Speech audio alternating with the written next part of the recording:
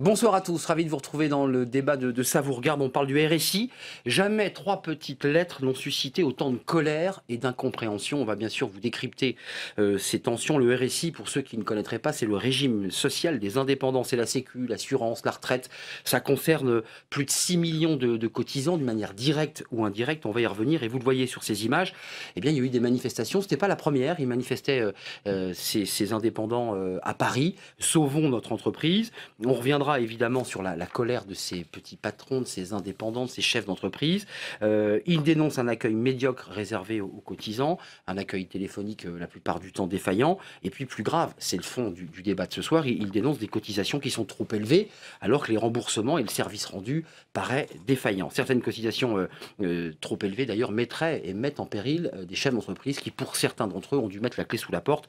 On fait le point ce soir. Pendant que les indépendants manifestaient, il y avait deux députés qui remettaient un rapport au Premier ministre. Ils ont planché pendant 6 mois. On va entendre évidemment l'un d'entre eux. Et puis il y a Bruno Le Maire qui n'est pas en reste, qui lui a déposé une proposition de loi justement pour faire avancer le dossier. On va y revenir. Et puis au même moment, conjonction des astres, eh bien, le Conseil économique et social et environnemental remettait un rapport au président du Sénat justement sur cette question du RSI.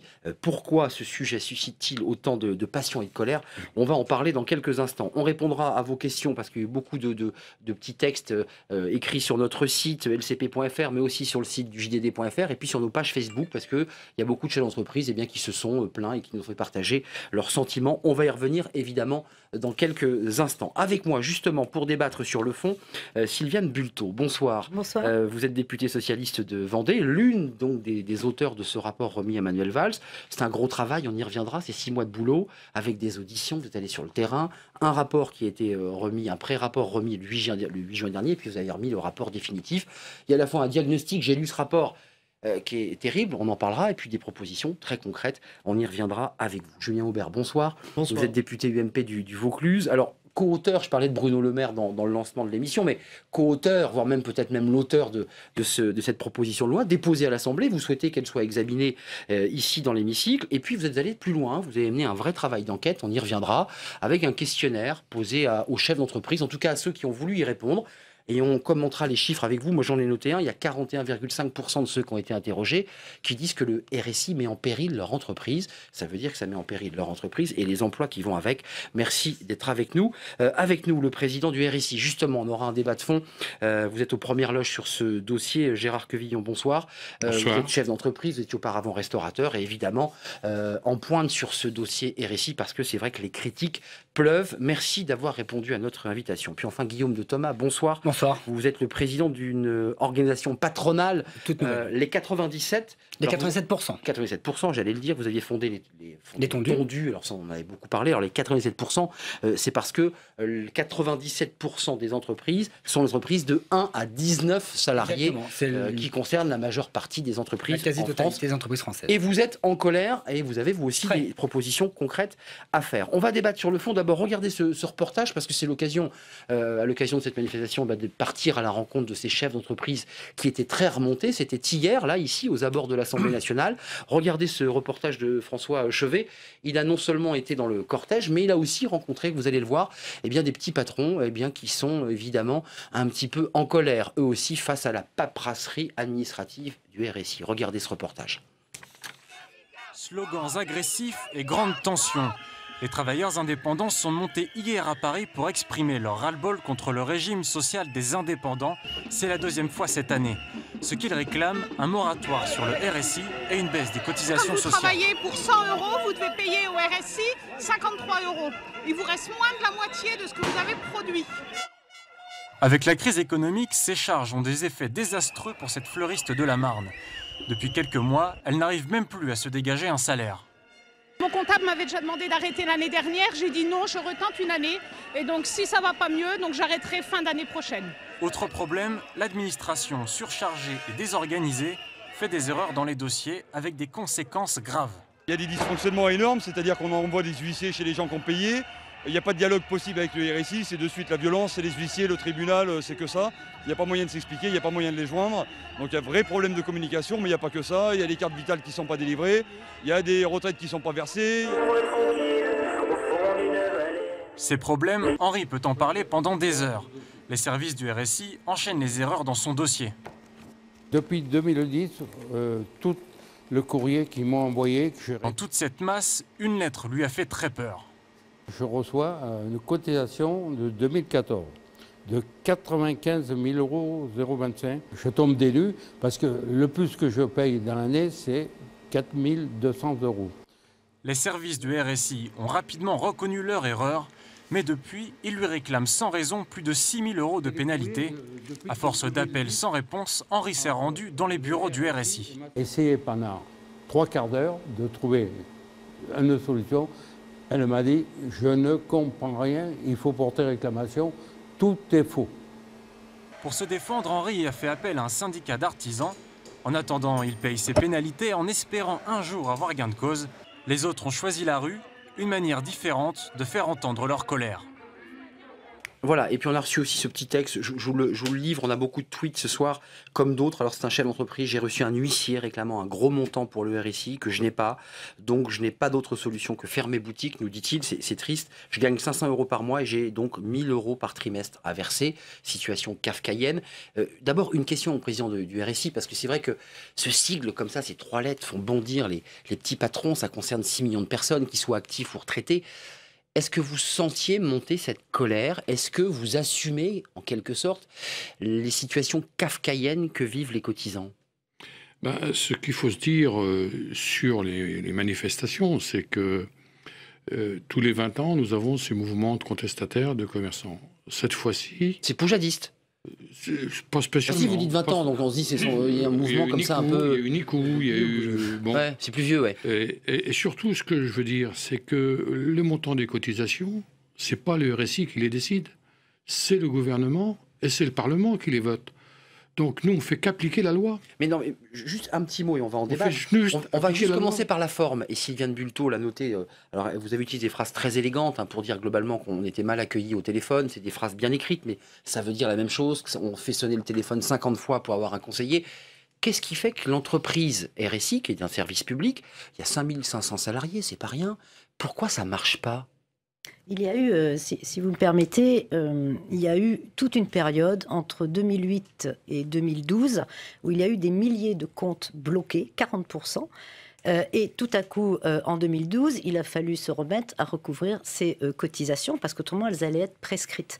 Donc, par exemple, le monsieur qu'on a vu dans votre reportage, je pense que c'est ça qui lui est arrivé. Mais il a fait une crise cardiaque, le monsieur. Mais on peut tout à fait comprendre cette colère. Et c'est justement parce que le Premier ministre a été à l'écoute de cette colère que nous avons été missionnés pour améliorer le RSI dans sa relation avec les affiliés.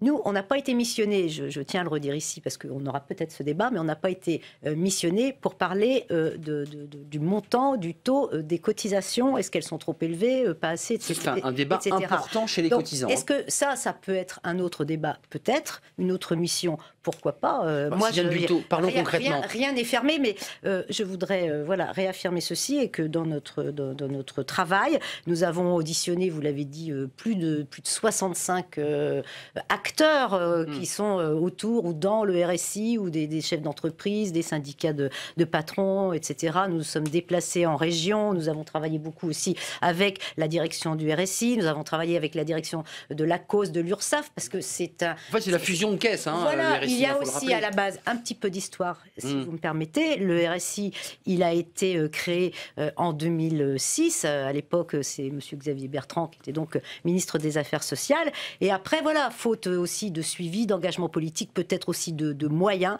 les choses se sont dégradées, et notamment à partir de 2008, où les bugs informatiques se sont succédés et ont empêché l'appel des cotisations. Ça a été un élément déclencheur des problèmes. Oui. Et la Cour des comptes, d'ailleurs, avait épinglé ces dysfonctionnements à l'époque. Juste un petit mot sur le dysfonctionnement, je dirais purement managérial, puisqu'après on va rentrer sur des dossiers qui sont plus techniques. Mais pourquoi ça bug sur le plan managérial? Qu'est-ce qui se passe? Pourquoi aujourd'hui on n'a pas un accueil, et on l'entend chez chaque chef d'entreprise, un accueil de qualité, un accueil téléphonique qui soit à la hauteur des angoisses de ces personnes? Il y avait, et ça a été aussi une émission de télévision qui a déclenché un peu la prise de conscience, il y avait une externalisation de la réponse téléphonique à une plateforme privée qui ne rendait pas du tout le service. Bon, ça c'est du passé. Maintenant, le RSI a réinternalisé les réponses téléphoniques. Les choses se sont beaucoup améliorées. Il ne faut pas qu'on parle non plus que du passé. Je crois qu'aujourd'hui, tout le monde s'accorde à dire que justement, sur la réponse téléphonique, les choses se sont améliorées. On a affaire à des professionnels très compétents, qui sont formés, qui sont supervisés. Enfin, moi, je l'ai vu. Bien, Sylviane Bulteau, alors. Non, mais on fait plus rien. Mais non, ne me faites pas dire ce que je n'ai pas dit, parce que je n'aime pas cette attitude. Je veux dire par là qu'il y a des améliorations. Les choses ne sont pas terminées. C'est aussi pour ça qu'avec Fabrice Verdier, nous avons demandé, et le Premier ministre nous l'a accordé, qu'il y ait un comité de suivi du travail que nous avons fait, des propositions qui seront retenues. Ce n'est que le début, là. Parce que nous, on ne veut pas que le rapport finisse dans un tiroir comme ceux des années précédentes et qui ne se passe plus rien au niveau du RSI. Donc ça, c'est un élément important de suivi. Et croyez-moi, si nous en avons la possibilité, je crois que ça sera possible, les deux parlementaires, nous ferons partie de ce comité de suivi. Julien Aubert, et on entendra évidemment ce monsieur qui représente ces 97%. Dans quel état d'esprit vous êtes? Vous avez aussi beaucoup travaillé sur ce dossier, parce que quand on se plonge dans les arcanes du RSI, il faut vraiment se plonger avec beaucoup de concentration pour comprendre comment ça marche. Quel est votre diagnostic, vous? Le diagnostic, c'est celui qu'on voit effectivement dans le reportage, et je pense qu'il y a beaucoup d'éléments qui se rejoignent. C'est un dossier que personnellement je suis moi depuis 2013, un an après mon élection, lorsqu'un jour j'ai rencontré quelqu'un qui depuis 3 ans n'avait pas de retraite parce que le RSI avait perdu son dossier. Et donc après j'ai essayé de l'aider, j'ai essayé d'aider d'autres personnes sur le RSI, je me suis heurté aussi au même problème, c'est-à-dire les dossiers que j'avais essayé de débloquer ne se débloquaient pas, et donc à ce moment-là, eh bien, on est passé sur une option plus politique qui a conduit à cette proposition de commission d'enquête qui nous a été refusée. Ensuite, il y a eu la mission parlementaire qui a été nommée. J'ai regretté à l'époque que ça ne soit pas une mission bipartisane. Et du coup, nous avons 2 députés socialistes. Deux députés socialistes. Je pense qu'il y avait de la place pour en avoir un de l'opposition. Mais ce que nous avons fait du coup avec Bruno Le Maire, c'est créer un groupe de travail au sein des Républicains. Et nous sommes partis d'une approche terrain, c'est-à-dire que nous avons fait une dizaine de réunions avec des artisans, des indépendants sur le terrain, plus des auditions, plus un sondage. Effectivement, sur mon site web, afin de voir aussi quelle était la perception des allocataires, parce que c'est quand même pour eux qu'on essaye de changer ce régime. Qu'est-ce qu'ils ressortent? Ils nous disent, alors évidemment, il faut toujours prendre avec des gants, parce que ce sont ceux qui ont des problèmes. Mais dans ceux qui ont des problèmes, 250 entreprises, 41% des cas, l'activité est en cas de danger immédiat, parce que il y a un problème avec le RSI, et 16% disent, moi j'ai carrément arrêté. Parce que ils ont mis la clé sous la porte, comme la fleuriste. Voilà, ils ont mis la clé sous la porte. Les sommes vont entre 230 € à 135 000 € de contentieux, et 80% des gens ont dit on a un problème pour communiquer avec le RSI par téléphone. Bon, ça revient tout le temps, hein. On n'arrive pas à parler revient tout le temps. Ça revient tout le temps. Alors, il y a des choses qui relèvent de la responsabilité du politique, il y en a d'autres qui relèvent du management. Effectivement, nous pensons qu'il faut humaniser le RSI. Il y a le premier constat, si vous voulez, c'est que les gens disent nous avons un problème, on nous envoie des huissiers, on n'est pas d'accord sur la somme et on n'arrive pas. Il y a un sentiment d'injustice. On va y venir. On fait le diagnostic. Mais bien sûr. J'ai pas dit. Attention, j'ai pas dit que nos propositions. Non, mais on fait un diagnostic pour ceux qui nous regardent. C'est l'occasion de. Nos propositions étaient irréconciliables. Je pense simplement que peut-être que le rapport de Madame Bulteau et de son collègue est très technique, fortement adossé aussi sur la vision je dirais, de la gestion du RSI. Le nôtre se veut plus politique, avec aussi des solutions plus radicales, parce que on arrive après 10 années de colère. Et qu'on ne peut pas se contenter simplement de dire on va corriger à la marge sur quelques degrés de cotisation. Nous pensons qu'il y a des vraies solutions, et on y reviendra, structurelles à avoir pour ce régime. Guillaume de Thomas, vous êtes dans quel état d'esprit? Parce qu'il y a quand même des choses qui se font là. Je vais tout de suite répondre un peu pêle-mêle, mais vous allez voir, ça va être quand même très facile à suivre. Alors déjà, j'entendais à l'instant, il faut parler de ceux qui n'ont pas de problème. Oui, on va en parler de ceux qui n'ont pas de problème. Ceux qui n'ont pas de problème, c'est tout simplement ceux qui ont peur. Parce que quasiment tout le monde a des problèmes avec le RSI. Ceux qui n'en ont pas, ils préfèrent ne rien dire pour ne pas perdre le peu qu'ils ont réussi à sauver. Je propose un truc, on va lancer un hashtag, je propose le hashtag POC-RSI, POC-RSI. Vous êtes pour ou contre? Là, vous n'êtes pas dans la peur. Dites-nous si vous êtes pour ou contre la sauvegarde du RSI dans l'état actuel, et on fera les comptes à la fin, et vous verrez, vous serez bien surpris, naturellement. Tout le monde est pour la suppression du RSI. 3 lettres, 3 mots plutôt: injuste, illégitime, inefficace.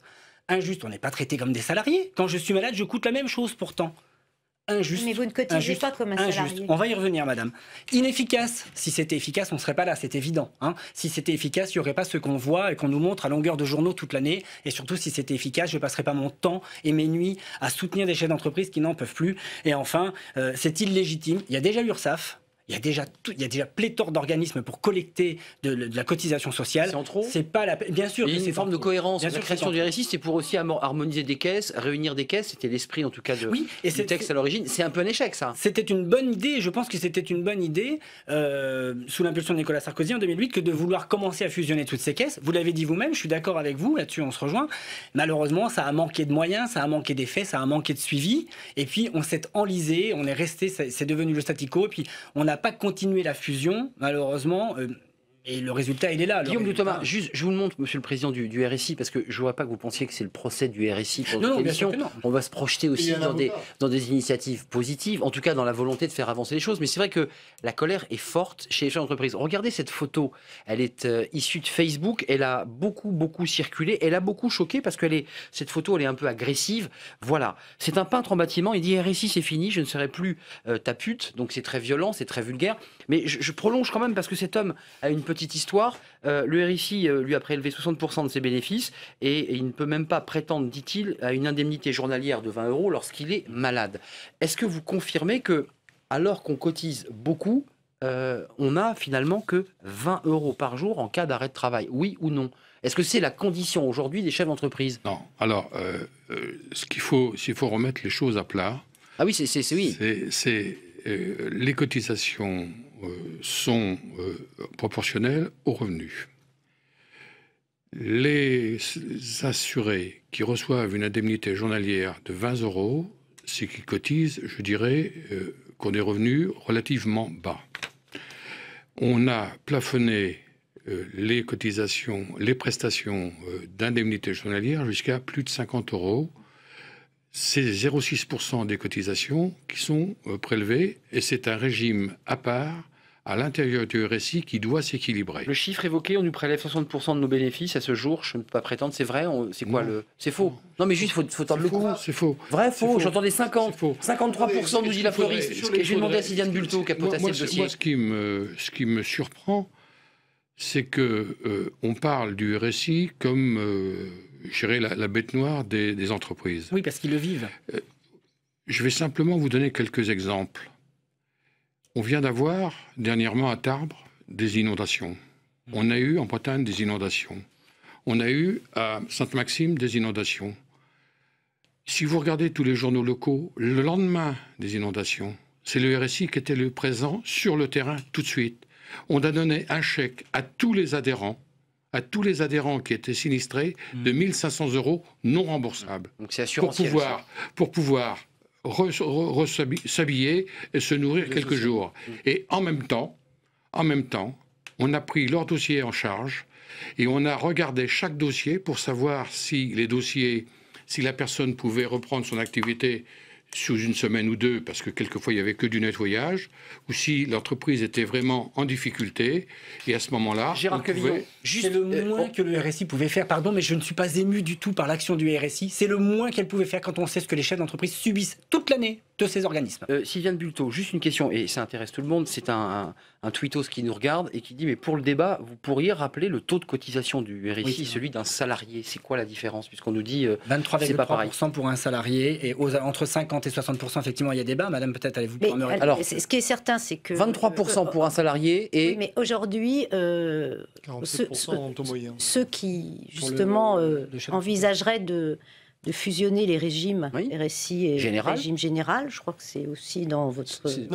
Non, enfin la PPL on ne l'a pas vue, on ne l'a pas lue. Mais si vous voulez, je vais en profiter pour vous. Voilà. Elle n'est pas encore déposée. Enfin bon, vous évoquez dans votre rapport cette piste, l'idée qui est évoquée, cette fusion des caisses. Il y a cette piste-là.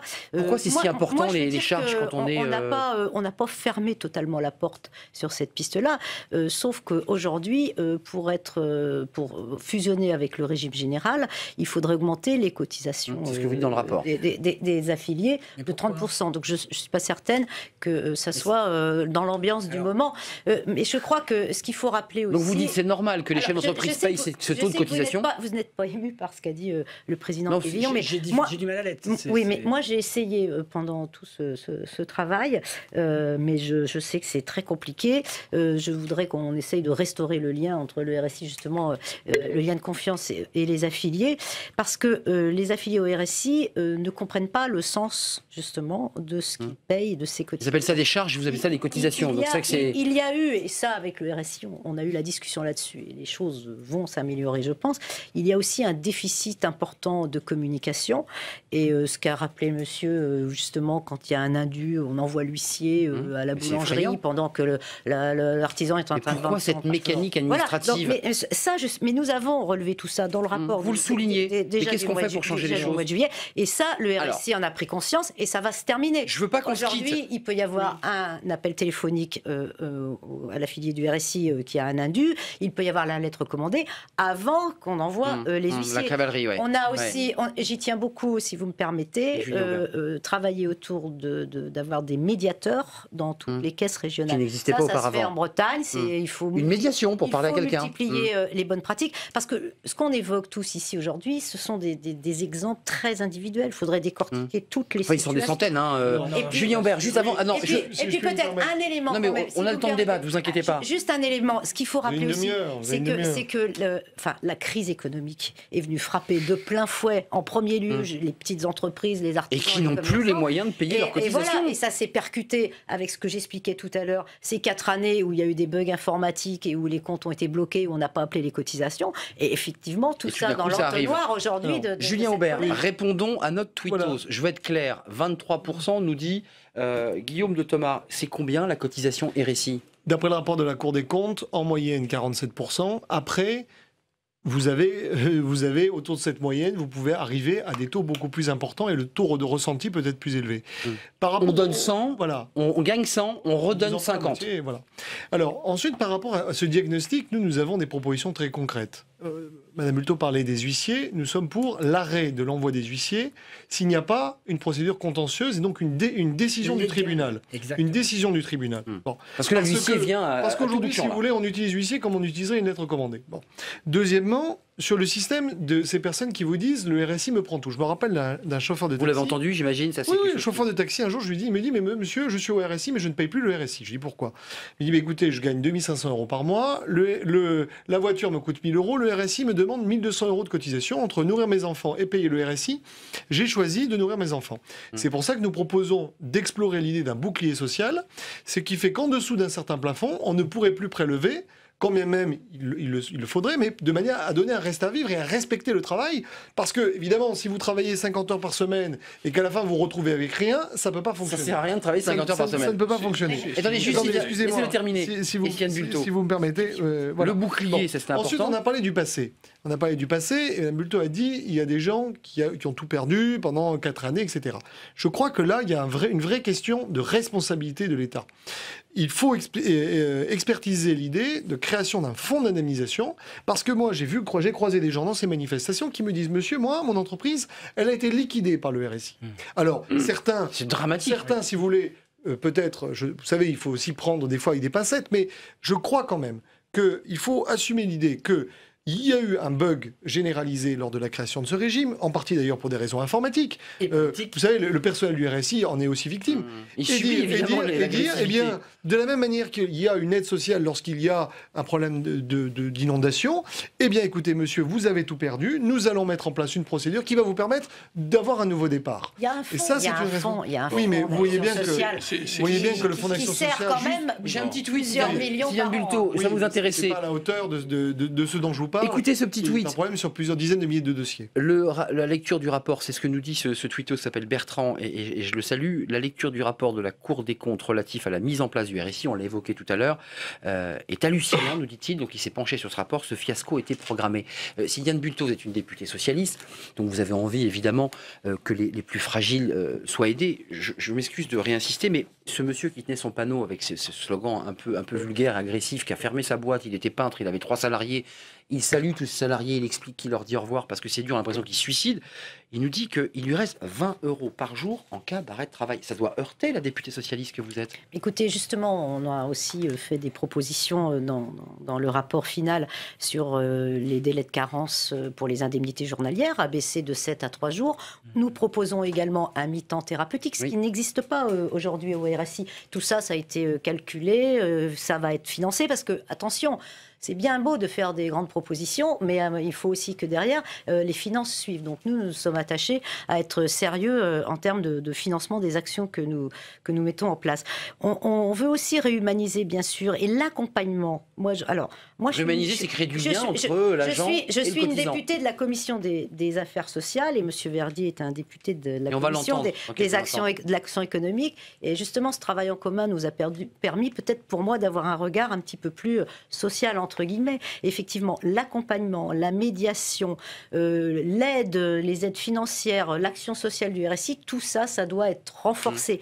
Ça n'existait pas ou peu. On propose aussi qu'il puisse y avoir des conventions avec la MSA. La MSA recouvre, elle, les cotisations Mutualité sociale agricole des agriculteurs. La MSA a parmi son personnel des techniciens du service social, des techniciens de la prévention qui sont de grands professionnels qui pourraient aussi être mis à disposition par une convention auprès des affiliés du RSI qui rencontrent des problèmes financiers bien sûr, mais pas que. On peut avoir des problèmes de santé, on peut avoir des problèmes avec sa famille, on peut avoir des problèmes avec son environnement social. Je veux dire, c'est beaucoup de responsabilités pour eux toujours. Et je pense que pendant toutes ces années, oui, il y a eu une grande solitude face à toutes ces énormes factures. Une grande désorganisation. Je suis d'accord avec vous. Le système informatique, le système informatique. Le RSI est reparti droit sur ses deux pieds. Ça s'améliore. Ça s'améliore. Parce que, et vous l'avez dit, Monsieur Aubert, ça s'améliore aussi. C'est imperceptible parce pour le que les quotidien. salariés du RSI, là, on peut le reconnaître aussi, ont la pression et que les choses mobilisent. Mais il y a encore des dossiers très compliqués. Mais bien sûr, je peux vous lire ce petit tweet, Guillaume de Thomas et le président du RSI. C'est un truc très concret. C'est une tweetos qui nous dit, et elle écoute l'émission, le RSI a demandé cette semaine à mon père une expertise médicale pour une situation survenue il y a 3 ans. Oui. C'est des cas concrets dans les personnes. Et ça fait partie. Quel est l'intérêt pour le RSI de réclamer une expertise médicale il y a 3 ans? Je ne vais pas rentrer dans un dossier que je ne connais pas en profondeur. Non, mais est-ce que des cas comme ça existent? Exactement. C'est kafkaïen. Alors peut-être qu'il y a une bonne raison. Simplement, sur la communication, le RSI, c'est nul. Moi, je vais vous donner un exemple très concret. Quand j'ai créé les tondus il y a 3 ans, il y a 2 ans et demi, il m'a suffi d'appeler. Les tondus, c'était les charges. Les charges sociales, exactement. Bon, et j'ai transformé le mouvement Les Tondus en syndicat des 97%. Mais c'est la suite, finalement. Bref. J'ai appelé l'AFP, j'ai appelé quelques responsables politiques, parmi lesquels Nicolas Sarkozy, Marine Le Pen. Marine Le Pen, je l'ai appelé, je lui ai dit voilà, je suis un chef d'entreprise, je suis ni de gauche ni de droite, est-ce que vous voulez bien me donner votre position? 2 jours plus tard, j'allais à Bruxelles, j'étais reçu par Madame Le Pen. Et ça a été pareil avec tout le monde. Vous appelez au RSI à 9h pour savoir où est votre remboursement de 10 €. À 17h, vous n'avez toujours pas de réponse. Alors, comment est-ce que vous voulez ensuite ne pas vous poser de questions quand on vous demande des expertises pour des dossiers qui ont plus de 3 ans? Vous voyez ce que je veux dire? Oui, il y a une disproportion qui est incroyable en termes de communication. Quevillon, juste un mot, parce que je voulais quand même qu'on vous citez Marine Le Pen. Non, on mais il y a un débat sur le Front National parce qu'ils sont très très intéressés par les indépendants, le Front National, si j'ai bien pu comprendre. Si vous voulez... Madame la députée vient d'expliquer qu'elle a fait un rapport avec des préconisations. Et dans un certain nombre de préconisations, nous avons déjà mis en place avant le rapport, et on en a discuté ensemble, il y a des préconisations que l'on met en place. Sur la plateforme téléphonique, depuis le 1er septembre, ça fonctionne. On peut appeler le RSI et ça fonctionne. C'est des vrais professionnels. C'est les gens du RSI, c'est des vrais professionnels intégrés au service. Et intégrés au service. D'accord. On va développer très prochainement, un service beaucoup plus performant, c'est-à-dire qu'on va pouvoir demander un rendez-vous au RSI en donnant son nom, son numéro de sécurité sociale et le motif de son appel ou de son rendez-vous. Ne le prenez pas mal, Gérard Quevillon, mais pourquoi avoir attendu si longtemps? Parce que ça a l'air formidable d'un coup, mais nous avons l'impression. Parce que c'est les politiques qui aiguillonnent le RSI. Vous dépendez exactement de qui, le RSI? C'est la santé. Je suis très heureux. Vous pouvez le confirmer devant les téléspectateurs, s'il vous plaît. La tutelle. Il y a Bercy dans le coup. Il y a beaucoup de ministres autour de la table. Personne ne sait. Qui tire les ficelles? Elle est en train d'être claire.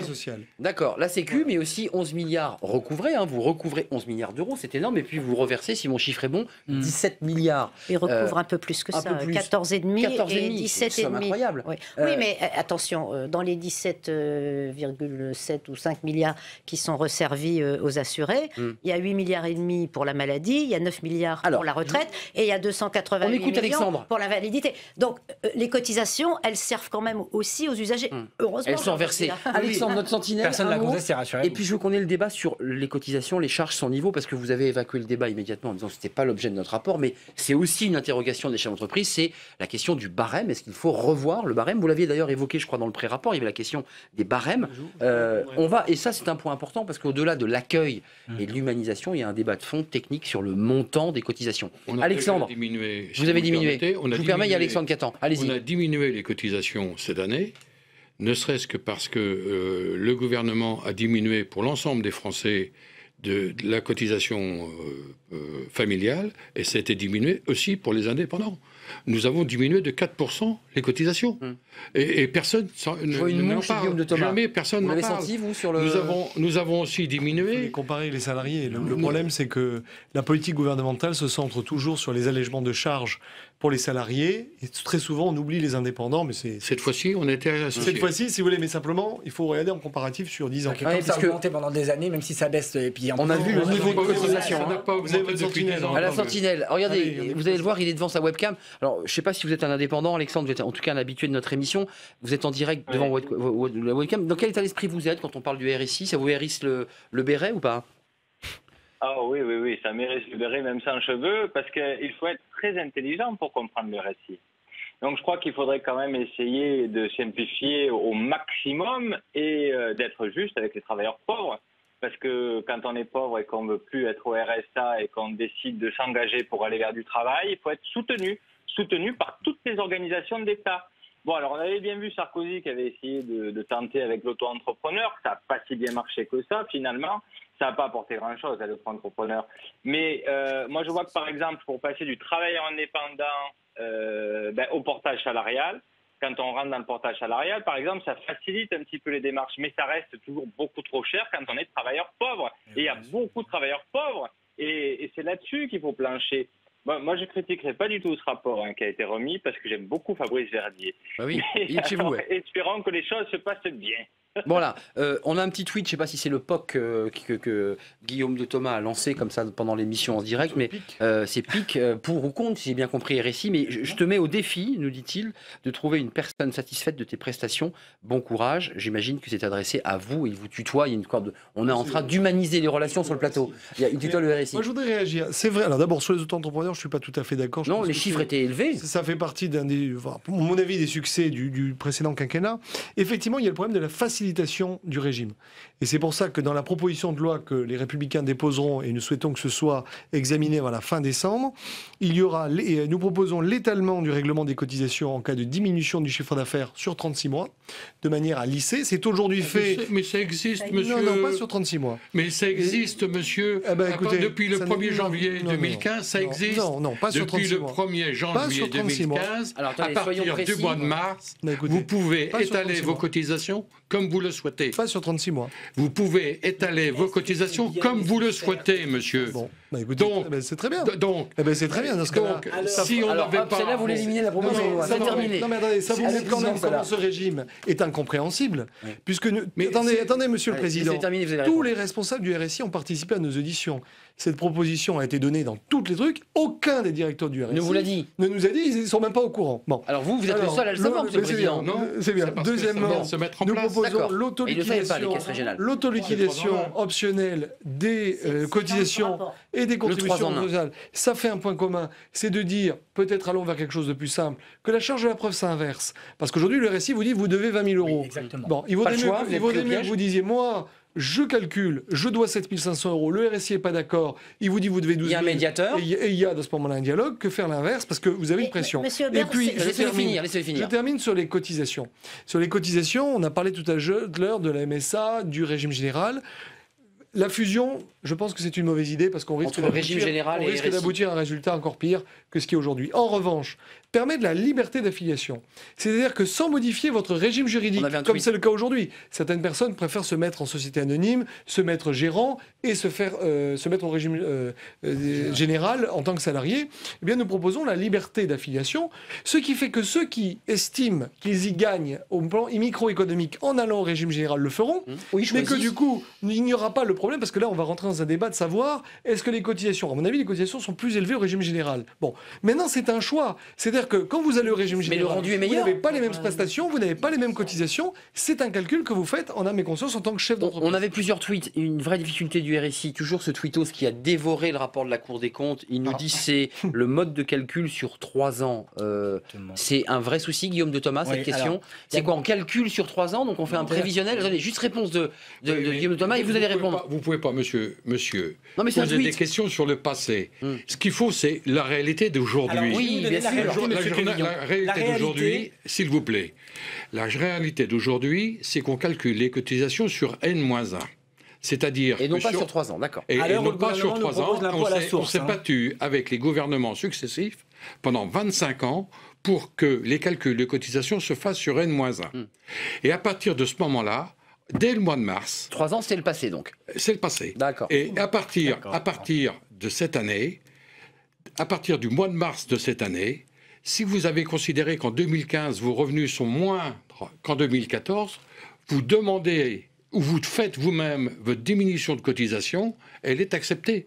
Si par contre, vous avez un chiffre d'affaires supérieur pour ne pas avoir un rattrapage trop fort en fin d'année, vous augmentez votre cotisation. Donc, vous êtes libre, à partir du mois de mars, de faire ce que vous voulez. Donc, il se passe des choses incroyables au RSI. Quand vous me dites... Il faut payer, monsieur le Président. Mais il faut bien payer. Donc du coup, quelle est la durée de lissage? Parce que vous permettez à quelqu'un de lisser sur 10 ans, alors comment ça fonctionne? Mais quand un assuré a un problème, on est personnalisé, et c'est pour ça que je tiens à ce que le RSI reste un RSI, parce que c'est un régime personnalisé. Il n'est pas humanisé, mais il est personnalisé. Il est personnalisé. D'accord. On n'en est pas loin.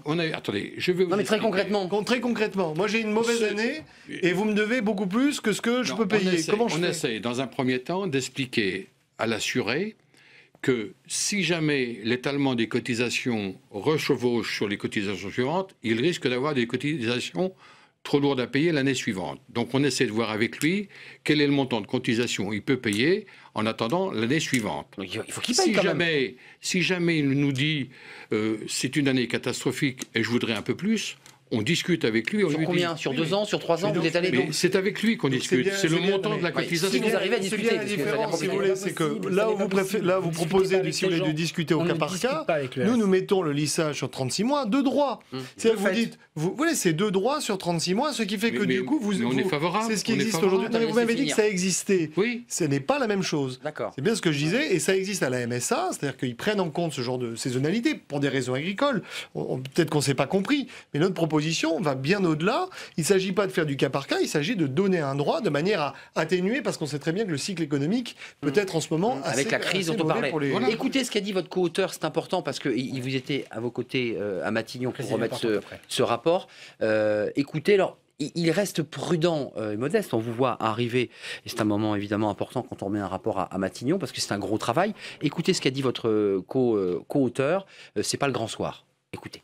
Ça sera une révolution de velours. Il n'y aura pas de grand soir du RSI comme certains le proposent. Parce que le grand soir du RSI, il a eu lieu en 2006 et ça a été une catastrophe industrielle, comme le disait la Cour des comptes. Par contre, il y a un certain nombre de mesures effectivement proposées qui vont améliorer le RSI, mesures de simplification, de protection, d'amélioration de la relation entre l'assuré et le RSI, réhumaniser la relation RSI-assuré. Effectivement, on a entendu le cri de colère des indépendants. Il y a un certain nombre de choses qui doivent s'améliorer au sein du RSI.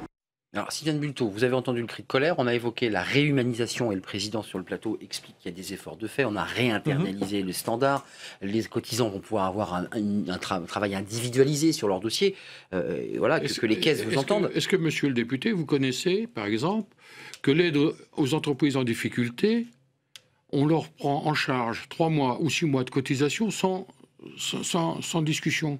À partir du moment où l'entreprise est viable, parce que notre souci, moi... Les chiffres sont effrayants, quand même, l'avait évoqué par Julien Aubert. C'est de faire vivre le chef d'entreprise et l'entreprise. L'intérêt, c'est que nous sommes aussi sur le territoire et nous faisons vivre un certain nombre de personnes.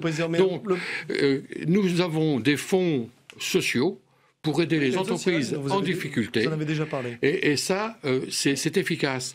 Quand un assuré a une difficulté, il fait appel à la commission sociale et en règle générale, il est suivi. Juste Guillaume il y a Thomas. très peu de cas. Je veux, attendez, je veux juste qu'on aborde la question des cotisations et de son niveau. Vous allez lui répondre. Donc il y a un travail, en tout cas social. J'ai vu qu'il y avait des millions d'euros qui étaient affectés effectivement dans votre rapport. Je crois que c'est 31 millions, peut-être que je me trompe, mais je crois que c'est ce chiffre à peu près dans le rapport. Pour aider et pour soutenir, en tout cas, en difficulté. Mais il y a d'autres fonds. Et il y a d'autres fonds. Juste Guillaume Thomas, je veux qu'on revienne sur les cotisations. Vous étiez horrifié lorsque vous avez créé les tondus sur les charges. Est-ce que vous avez le sentiment aujourd'hui qu'il y a une disproportion entre ce que cotise un salarié et ce que doit payer un chef d'entreprise? Est-ce qu'il y a un débat de fond et politique à avoir en vue de l'élection présidentielle sur le niveau de charge? Clairement, parce que c'est le débat qui est posé ce soir. Clairement, oui. Là, j'ai écouté Monsieur le Président. Je suis navré. Vous êtes là à vous poser comme la réincarnation de Mère Teresa. Pardon, le RSI, c'est tout sauf ça. C'est tout sauf quelque chose de social, de beau et de joli. 2 exemples. Moi, je suis atteint d'une maladie génétique, je l'ai souvent dit dans les médias, qui n'est pas très très grave en soi, hein, elle ne me fera pas mourir. Sauf que quand il s'agit de la prise en charge de cette maladie, pour moi, en tant que chef d'entreprise, le RSI ne veut même pas en entendre parler. Il se trouve que cette maladie, aussi rare soit-elle, un jour j'ai rencontré un de mes salariés qui l'avait aussi. Et il est intégralement pris en charge. Donc déjà, disproportion. C'est faux, monsieur. Bah non, ça existe, monsieur. Je le vis concrètement. Vous allez vous voir après. On en parlera après. On en parlera en antenne. Je vous dis, c'est faux parce que nous sommes alignés depuis 1973 sur le régime général et toutes les pathologies. Toutes les pathologies qui sont prises en compte sont prises en compte. Non, mais il est bien placé pour. Gérard Quevillon, excusez-moi. C'est facile à dire. Mais je l'ai déjà dit dans plein de médias et je l'ai déjà étayé. Toutes les pathologies. Je l'ai déjà étayé, monsieur le Président. Au-delà de ça, vous disputez pas. Au-delà de ça, je termine juste. Terminez. Votre deuxième cas ici, sur le côté très joli sur les du charges. RSI, alors sur les charges, donc elles sont hallucinamment élevées. Et quand elles ne le sont pas, peut-être ne le sont-elles pas. Vous m'avez dit hors antenne, vous payez moins que les salariés. Peut-être, mais en tout cas sur le quotidien, ça ne transparaît pas, monsieur. Vraiment, c'est loin de ça. Vraiment très très loin de ça. C'est pas évident. Donc expliquez-le. Mais je l'ai dit tout à l'heure, il y a un gros problème de communication avec le RSI. Et enfin, sur cette institution qui serait très belle et très jolie et très gentille, je rappelle une chose qui est valable d'ailleurs pour la MSA. Il y a des drames humains, c'est ça? Non, au-delà du drame humain. Il y a un drame qui relève de la loi, tout simplement. Le RSI, alors je vais expliquer vite fait ce que c'est. Quand vous ne payez pas vos cotisations sociales, RSI, URSSAF, MSA peuvent légalement émettre un document qui s'appelle la contrainte. Au bout de 15 jours, si vous n'avez pas opposé cette contrainte, ça devient un jugement. Ça a la même valeur. C'est marqué tel quel dans le code de la sécurité sociale. Donc, tel quel. Comme si un juge avait rendu. Le RSI qui est là en face de moi, qui vient me dire qu'il fait des choses pour me protéger, il a le pouvoir du législateur sans être le législateur. Il a le pouvoir du juge plutôt sans être le juge. Oui, c'est la séparation des pouvoirs. Et quand il veut faire appliquer sa décision, il y va avec une violence. D'où l'huissier. Que vous ne soupçonnez pas. Je l'ai vu. À Nevers, il y a des drames humains. Moi, j'ai vu des suicides, vraiment pas vrai. Exactement. J'en ai parlé en antenne avec Madame la députée. 413 chefs d'entreprise se sont suicidés. Vous contestez ce chiffre, monsieur, c'est l'Observatoire national du suicide qui me l'a communiqué. 413 chefs d'entreprise se sont suicidés avec l'étiquette RSI. Alors, j'ai bien entendu votre argument tout à l'heure que finalement, sur l'ensemble des 50 et quelques mille suicides, c'est très peu, mais c'est quand même déjà beaucoup. Ne serait-ce qu'un seul suicide, c'est déjà trop. Exactement, c'est déjà beaucoup. C'est trop. Alors, un problème, c'est trop. Mais vous les imputez au RSI, ces suicides? C'est pas moi, c'est l'Observatoire national du suicide qui les impute au RSI. Donc c'est terrible. Mais malheureusement, c'est une violence terrible. Je crois qu'il faut mesurer un peu les propos. Plus de 20 000 mails. On ne peut pas se servir. Libé a contesté ces chiffres. J'avais ce tweet. On ne peut pas se servir d'un tel drame pour aujourd'hui mettre à mort le RSI ou n'importe quel régime. Mais bien sûr que si, madame. Mais bien sûr que si, madame. Non, ces problèmes-là. J'étais ce matin même au tribunal de commerce à Évreux. Ces problèmes-là doivent être réglés, évidemment, mais. Tribunal de commerce à Évreux, madame. Il y avait une 50aine d'affaires, même plus que ça, qui ont été appelées.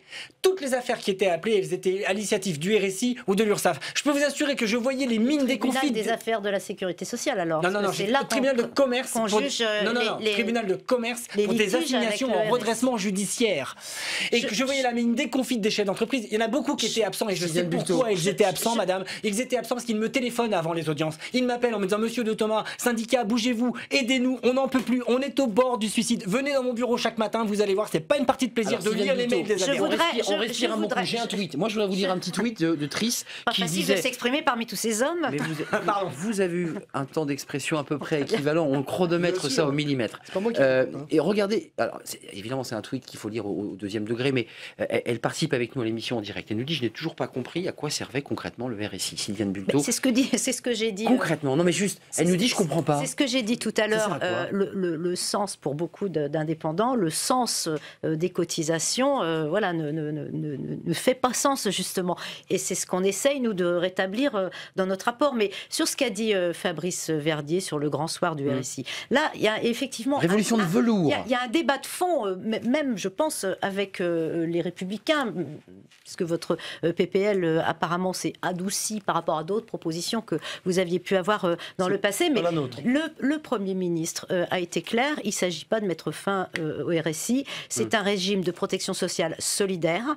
La solidarité dans la protection sociale, c'est quelque chose qui s'est mis en place en 1945, en 1948 pour les indépendants. Les indépendants le modèle est à bout de souffle. ont aussi leur culture et ils veulent conserver leur modèle de protection. Ils ne veulent pas être forcément dans le régime général. Moi, si vous voulez, certains, alors c'est peut-être ce que vous exprimez, monsieur, je ne sais pas, mais certains veulent en finir avec le RSI pour aller vers des assurances privées. En Angleterre, l'assurance privée, ils disent que ça ne leur convient pas. L'assurance privée, quand vous avez de l'argent, vous êtes bien couvert. Quand vous n'avez pas d'argent, vous n'êtes pas couvert. C'est pareil avec le RSI, madame. Non, mais moi, je préfère aller à l'hôpital avec ma carte vitale plutôt qu'avec ma carte bleue. On n'est pas aux États-Unis. J'entendais le président tout à l'heure qui disait que plus on gagnait, plus on était indemnisé.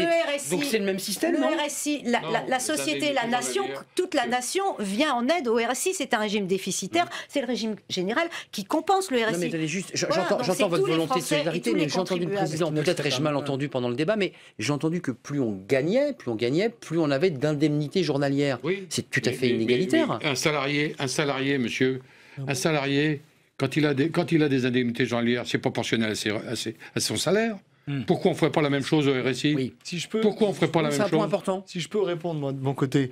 Bon, parce qu'il y a eu plusieurs sujets, je n'ai pas pu prendre la parole. Tout d'abord, sur les suicides. Il se trouve que j'ai eu des entrepreneurs qui effectivement pensaient au suicide à cause du RSI, donc je peux en témoigner directement. Quand vous recevez que votre entreprise se porte mal et que vous recevez une facture de 47 000 € à payer sous 15 jours, il est certain, si vous voulez, que ça n'ameillore pas les choses. Deuxièmement, tout à l'heure on parlait de l'aide sociale, mais pour moi l'aide sociale, si vous voulez, c'est bien qu'elle existe, mais l'important c'est quand même que le régime, dans son fonctionnement normal, soit efficient. Qu'il y ait une aide sociale, c'est bien, mais c'est une goutte d'eau par rapport aux sommes qui sont versées. Vous me disiez tout à l'heure, on vient en aide aux entreprises. Je rencontre quelqu'un qui a eu un accident de moto, il ne peut plus tenir son entreprise parce qu'on a paumé un mois de ses cotisations, il a payé, mais on ne retrouve pas la trace, on ne lui verse rien. Donc heureusement, il a une mutuelle privée qui lui dit je vous donne 4 500 € par trimestre. Et là, le RSI lui dit mais moi, je vous en prends 7 500 par trimestre parce qu'il faut continuer à cotiser. Donc vous avez là, si vous voulez, des gens qui sont confrontés à ce problème kafkaïen. Et donc toute la difficulté, elle est que... En moyenne, ça s'améliore. En moyenne, ça s'améliore. Mais dans les cas marginaux, évidemment, vous avez des problèmes. Vous les contestez pas, vous les avez vus ces cas. Bien sûr. Après, on arrive au sujet. C'est bien pour ça qu'il y a eu la mission pour l'amélioration du RSI dans sa relation. On arrive au sujet. C'est-à-dire que Mme Bulteau et moi, nous avons un point d'accord. Il y a des choses sur lesquelles on est d'accord. Les charges. Sur le délai de carence, les points d'accueil de proximité, l'autodéclaration. J'ai lu ce que vous avez écrit. Nous sommes d'accord sur le fait qu'il ne faut pas aller vers une fusion sauvage. C'était d'ailleurs une proposition effectivement de collègues, mais qui n'est pas celle de Bruno Le Maire et de moi-même. Privatisation de l'assurance. En revanche, là où nous divergeons, c'est que vous voyez bien ce que dit monsieur. Moi, je ne suis pas tout à fait d'accord. Je ne suis pas d'accord, en tout cas, sur le fait de tuer, si vous voulez, le régime de sécurité sociale. Moi, je suis un gaulliste. Je pense, si vous voulez, qu'il ne faut pas aller vers le secteur, un truc à l'américaine. Oui, il y a des tweets ce soir. Mais néanmoins, pas le grand soir, mais pas le petit matin non plus. C'est-à-dire que faire des pansements et de mettre un peu de rustine, ça ne suffira pas. Alexandre, attendez, juste Alexandre qui veut parler, parce que je l'entends, il bruise dans mon oreillette. Allez-y, intervenez, puis on fera un dernier tour de table, parce que le débat se termine. Voilà. Oui, parce qu'il y a quelque chose de très important qui n'a pas été dit, que j'ai entendu tout à l'heure, c'est que les travailleurs, du moins les salariés, cotisaient plus que les travailleurs indépendants. Alors, certes, c'est vrai. Voilà, vous l'avez dit, c'est vrai, mais vous n'avez pas dit que par contre, le travailleur indépendant n'avait pas le droit au chômage. C'est qu'il y a quand même la différence fondamentale entre un salarié et un travailleur indépendant. Le travailleur indépendant, il perd son travail, il perd tout. Donc, il y a ça, il y a cette question-là aussi à revoir, qui est importante. C'est bien beau de dire il paye plus, oui, mais il paye plus. Il y en a un qui a le droit au chômage. Attendez, répondez. Attendez, Alexandre, ça c'est une question importante. Sylviane Bulteau, vous dites on peut pas avoir le beurre et l'argent du beurre. Non, vous nous dites. ça veut ça que vous dites. Non, mais je veux pas le dire comme ça. Mais c'est un peu ça que vous dites. On peut pas gagner de l'argent tout en ayant le statut d'un salarié. Les organisations professionnelles qui siègent à notre conseil d'administration. Oui, quand même. On prend la tendance des organisations professionnelles. Ils ne veulent pas d'accident du travail ni de maladies professionnelles. Parce que qu'est-ce que ça changerait pour eux en termes de remboursement? La seule chose que ça pourrait les arranger, si jamais ils ont des prêts ou des emprunts privés, ça pourrait leur donner de ne plus payer ces emprunts-là. Mais point de vue remboursement au titre du RSI, ça ne changera rien.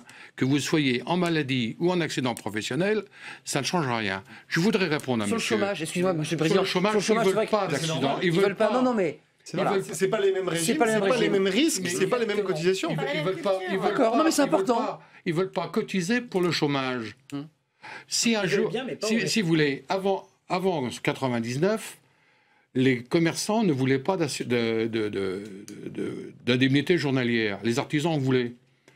Les sections professionnelles ont décidé, ont fait leur indemnité journalière et ça marche. Maintenant, les professions libérales demandent presque à avoir une indemnité journalière. S'ils le veulent. Vous êtes favorable, vous, en tant que président? Moi, je suis favorable. Je suis favorable. À partir du moment où une section professionnelle demande quelque chose, on est là pour les aider. Un dernier mot chacun, parce que tournons-nous vers l'avenir. Et je voudrais simplement répondre à... Alors, répondez très vite, parce qu'il nous reste 1 minute 30. Parce que s'il a un accident, si la personne ne peut pas reprendre son métier, on a ce qu'on appelle, en termes jargon RSI, le MAPI. C'est-à-dire que pendant 1 an... C'est pas une carte, hein? Non, oui. C'est le MAPI. Pendant 1 an, la personne peut se recycler avec 1 an d'indemnité journalière pour pouvoir ou reprendre son activité, changer d'activité ou redevenir salarié. Il y a 60% de gens qui reprennent leur activité ou une activité salariée de commerçant ou d'artisan. Vous avez 30% de gens qui vont vers salariat et le reste, malheureusement, ils ont une atteinte trop profonde d'incapacité et ils deviennent des invalides. Mais ça... Personne, vous allez me dire, personne ne le sait, sauf que... Mais attendez, ce monsieur, il est allé voir le RSI de la région Provence-Alpes-Côte d'Azur, et je suis certain qu'ils lui ont... Moi, je vous parle de problèmes concrets, si vous voulez. Moi aussi. C'est une région où ça fonctionne très bien. Et pourtant, c'est en Normandie où ça fonctionne le mieux. Mais moi, si vous voulez, je considère que désormais, on le voit bien, ce régime... est malade, ça ne veut pas forcément dire qu'il faille le tuer, mais il faut un traitement de choc, une thérapie de choc. Nous proposons des solutions concrètes et rapides, opérationnelles avant la fin décembre. Non, c'est terminé. Et donc, ce sera, à mon avis, le vrai débat. On a un petit tweet qui va intéresser nos amis politiques et hommes politiques sur ce plateau et femmes politiques. Je crois que ce genre de débat, il m'interpelle directement, bien plus central que la mousse politicienne. Ah, mais c'est gentil. Mériterait des grands formats de 2 ou 3 heures. C'est des débats de fond. On est dans l'action et vous étiez dans l'action, fiers. Sylviane Bulto. Ce rapport est à consulter sur Internet avec votre collègue. Sur le site du gouvernement. Le site du gouvernement. Et proposition de loi, Bruno Le Maire, Julien Aubert sur le site. C'est la cacophonie. Merci à vous 4. Merci au président du RSI. Merci à Guillaume de Thomas pour les 87% anciens tondus. C'est bien ça? C'est ça. Merci de nous avoir suivis. Demain, on reprend un débat politique. Ne bougez pas parce que demain, c'est les journées parlementaires des Républicains. Ça se passe à Reims et les primaires ont déjà commencé. On aura le débat sur ce plateau. Merci à vous 4, merci à nos sentinelles, merci à tous les tweetos, car vous avez été très nombreux. Et puis le vote JDD, eh bien, soutenez-vous la colère des commerçants, des artisans, des professions. 87% disaient oui, pour un total de votants de moins de 300 cliquant sur le JDD. Merci de votre fidélité. À demain soir. Merci à vous 4.